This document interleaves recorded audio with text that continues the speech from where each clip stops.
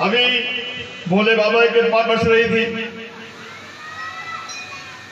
फिर महाराज जी ने शस्त्रों की बात कर दी तो हम शस्त्र भी लेके आए हैं, त्रिशूल लेके आए भोले बाबा का।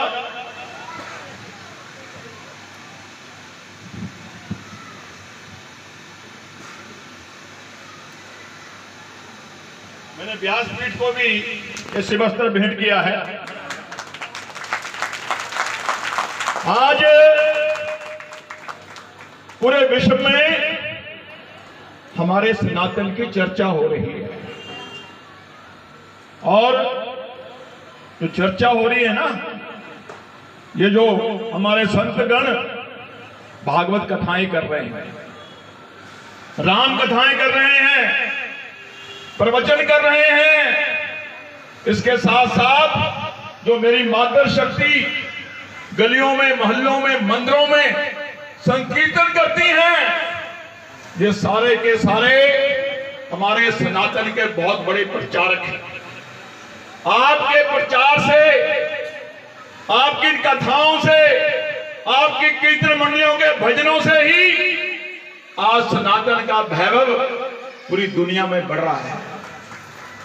माताओं बहनों, हम सब बहुत ही सौभाग्यशाली हैं। 1528 से लेकर के 1992 लगभग 500 साल लग गए राम जन्मभूमि की मुक्ति के लिए, और इन 500 सालों में हमारे आपके लगभग 5 लाख पूर्वजों ने बलिदान दिया है। 76 युद्ध हुए हैं।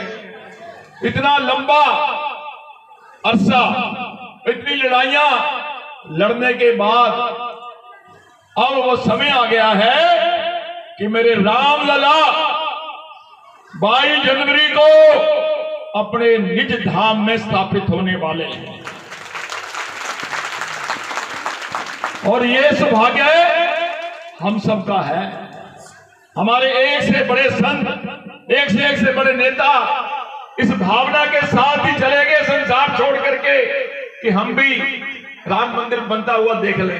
अटल बिहारी वाजपेयी जी, रामचंद्र जी परहंस, महंत वैद्यनाथ जी जो हमारे योगी जी के गुरु जी थे, और अपने बीएल शर्मा प्रेम जी, अशोक सिंघल जी, हमारे बाल ठाकरे जी, एक से एक महान हस्तियां जिन्होंने राम मंदिर के आंदोलन के लिए पूरे देश के हिंदू समाज को जागरूक किया, इकट्ठा किया, वो सब नहीं देख पाए। हम सब कितने बड़े सौभाग्यशाली हैं कि हम सब के सामने आज भव्य मंदिर बन गया है और रामलला विद्यमान होने जा रहे हैं। मेरे ऊपर तो प्रभु की विशेष कृपा रही है। मैं आपको बताना चाहता हूं कि 90 में हम कार सेवा में गए थे। 90 में मुलायम सिंह के गुंडों ने हमारे निहत्थे कार सेवक को गोलियां मारी थी। उनको मार करके उनकी बॉडियां पत्थर बांध के सरियों में डाल दी थी कि दुनिया को पता ना लगे कि कितने हिंदू कार सेवक यहां मारे गए। हमने वो दृश्य अपनी आंखों से देखा था। उसी वक्त भगवान के चरणों में प्रार्थना की थी कि हे प्रभु राम, ऐसी कृपा करो जब कभी द्वारे आना हो इस ढांचे को उखाड़ के फेंक दे। प्रभु कृपा हुई। 6 दिसंबर 1992 को हम अपने दल बल के साथ वहां पर पहुंचे और बाबरी नमा ढांचा नेस्ता नाबूद कर दिया, और आकर के पूरी दुनिया को बता दिया हमने कि हमने वो ढांचा तोड़ा है। दुनिया की कोई शक्ति, कोई ताकत दोबारा बाबरी नुमा ढांचा बनाने का प्रयास करेगी, उसे भी ढा देंगे, उखाड़ देंगे। सबसे पहले सीबीआई ने गिरफ्तार किया। 15 दिन लखनऊ जेल रहे। 28 साल मुकदमा चला, मगर प्रभु कृपा से वो मुकदमा भी खत्म हो गया और राम मंदिर भी बन रहा है। अभी अभी बात हो रही थी मथुरा की। मथुरा में भी हमने कोर्ट में केस डाला है।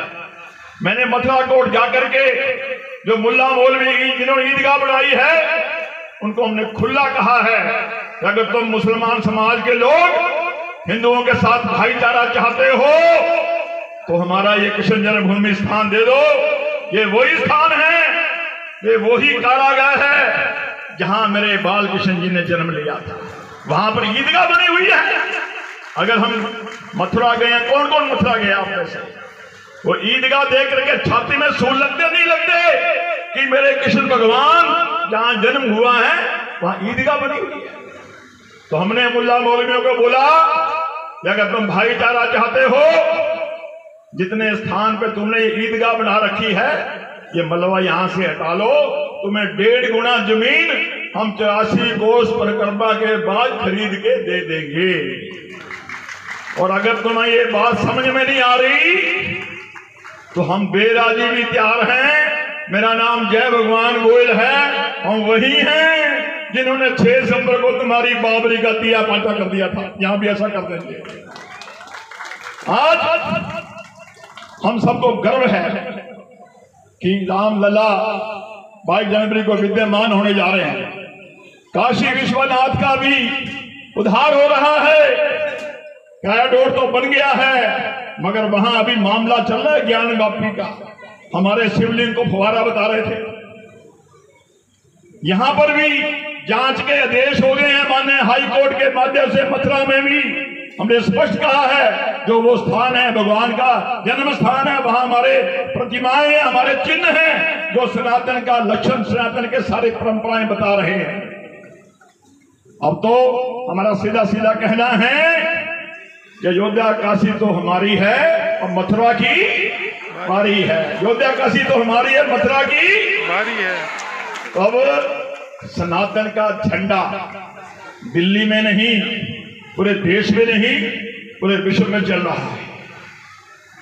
पूरी दुनिया को समझ आ गई है कि सनातनी वो परंपरा है जिसको जी करके ही जीवन में आनंद लिया जा सकता है।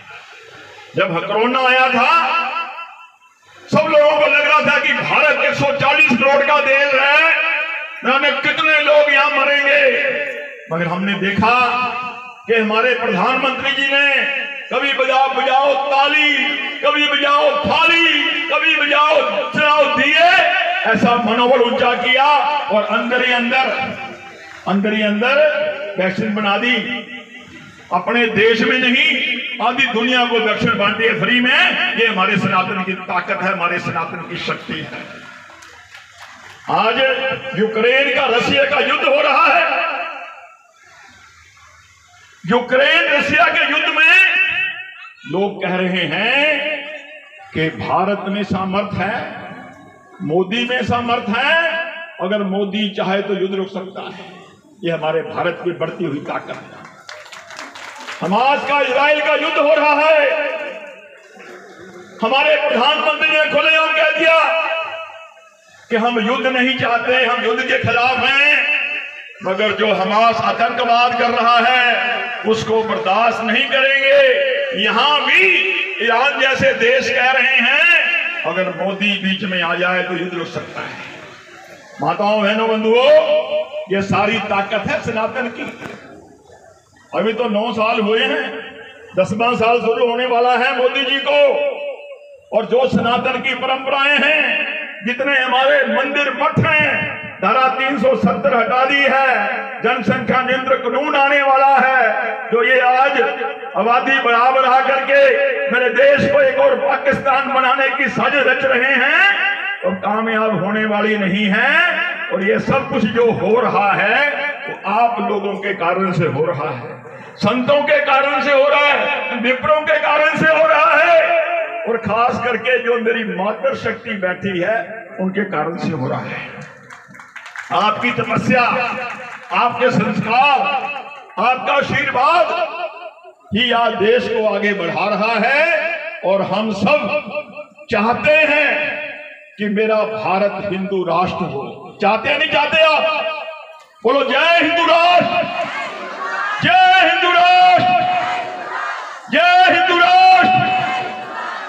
तो राम मंदिर बन रहा है ना हमारा, वो खाली राम मंदिर नहीं बन रहा है। राम मंदिर तो सिर्फ नाम है, वो बन रहा है हमारा हिंदू राष्ट्र का किला बन रहा है। अयोध्या के राम मंदिर से पूरे देश और दुनिया में राम राज्य की बहार जाएगी। पूरे देश और दुनिया में सनातनियों का मैसेज आएगा। वो दिन दूर नहीं है कि मेरा भारत हिंदू राष्ट्र बन करके पूरी दुनिया और को जीने और चलने का रास्ता दिखाएगा और विश्व गुरु बन करके पूरे दुनिया में हमारी भारत की जय जयकार होगी। माताओं बहनों, 22 जनवरी को रामलला विद्यमान होने जा रहे हैं अयोध्या नगरी में और हमारे प्रधानमंत्री जी रामलला को विद्यमान करेंगे। तो हम सब, हमारा ये मंदिर है और भी जो आसपास मंदिर हैं, अपने अपने मंदिरों में उसी समय इकट्ठे होंगे। मंदिरों के बाहर मंदिरों में एलईडी लगेंगी। एक तरफ हमारे मोदी जी रामलला को विद्यमान कर रहे होंगे, दूसरी तरफ हम सभी जो वहां हो रहा है उसका अपने अपने महलों में मंदिरों में बैठ करके अवलोकन करेंगे। वहां से अक्षित आए हैं, पूजा हो करके भक्तों के साथ भगवान राम की पूजा करेंगे और खूब नाचेंगे और खूब गाएंगे। 14 साल के बाद अयोध्या आए थे तो दिवाली मनाई गई थी। इस बार तो 500 साल के बाद रामलला आ रहे हैं। इस बार तो महादिवाली होगी, नहीं होगी? इस बार महादिवाली होगी। रात को सभी अपने अपने घरों में दिए जलाएंगे, मंगल गीत गाएंगे, आनंद करेंगे। और आज हिंदुस्तान नहीं, पूरी दुनिया में, दुनिया के किसी भी कोने में अगर एक भी हिंदू है ना, वो भी आज गौरव महसूस कर रहा है, वो भी आनंद महसूस कर रहा है कि मेरे प्रभु राम 500 साल के बाद गुलामी के प्रतीक को मिटा करके अपने निज धाम में जा रहे हैं। बोलिए जय श्री राम, जय श्री राम। समय काफी हो चुका है। मेरा तो संतों के चरणों में, माताओं बहनों के चरणों में ये प्रार्थना है कि हम सब हिंदू जात पात से ऊपर उठ जाएं। हम सब हिंदू क्षेत्रवाद प्रांतवाद से ऊपर उठ जाएं। आज जरूरत है हम सब हिंदुओं को एकजुट होने की और हम सबका ये भाव है कि 2024 में तीसरी बार मोदी जी हमारे हिंदुस्तान के प्रधानमंत्री बने। आपका भाव है नहीं है? ये सब चाहते हैं मोदी जी बने तीसरी बार 400 प्लस के साथ। तो ताली बजाइए मोदी जी के लिए। मोदी जी जो कुछ कर रहे हैं हम सबके लिए कर रहे हैं, राष्ट्र के लिए कर रहे हैं, देश के लिए कर रहे हैं। प्रभु राम की कृपा उनके ऊपर बरसे, भोले बाबा की कृपा बरस रही है, कृष्ण भगवान की कृपा बरसेगी और हमारी माताओं बहनों की कृपा बरसेगी। तभी मोदी जी तीसरी बार 400 प्लस के साथ भारत के प्रधानमंत्री बनेंगे। मेरा भारत विधिवत रूप से हिंदू राष्ट्र बनेगा, हिंदू राष्ट्र बनेगा।